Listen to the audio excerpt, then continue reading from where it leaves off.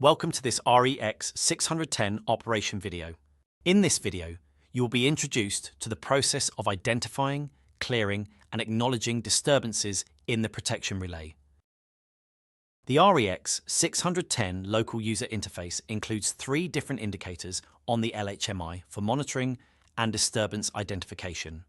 In the upper right corner of the device, there are indicator LEDs, ready, start, and trip.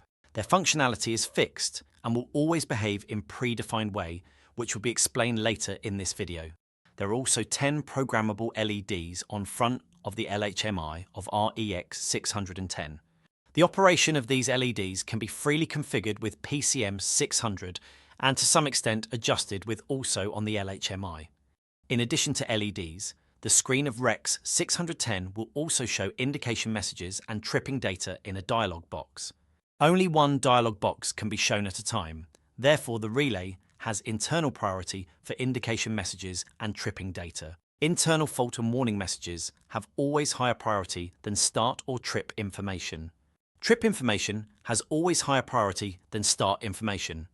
Disturbances and their causes can be identified by indicator LEDs. Their behavior is as follows. When the ready LED is showing steady green light, it means that the relay is in normal operation.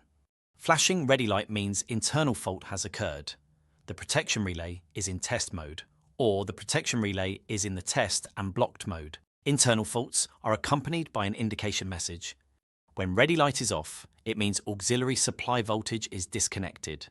Steady start light means a protection function has started and an indication message is displayed. Flashing start light means a protection function is blocked, or the protection relay is in the test and blocked mode, or the protection relay is in the blocked mode. When start light is off, it means normal operation. Steady trip light means a protection function has tripped and an indication message is displayed. When trip light is off, it means normal operation. REX610 has 10 freely programmable LED indications. LEDs have 2 colors, green and red. Each LED has several settable operation modes. For example, follow signal and latched.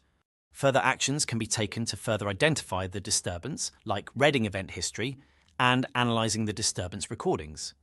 The clear button is used to reset, acknowledge, or clear all messages and indications, including LEDs and latched outputs, as well as registers and recordings. If needed, document the disturbance before clearing the information from the protection relay. Only authorized and skilled personnel should analyze possible errors and decide on further actions. Otherwise, stored disturbance data can be lost.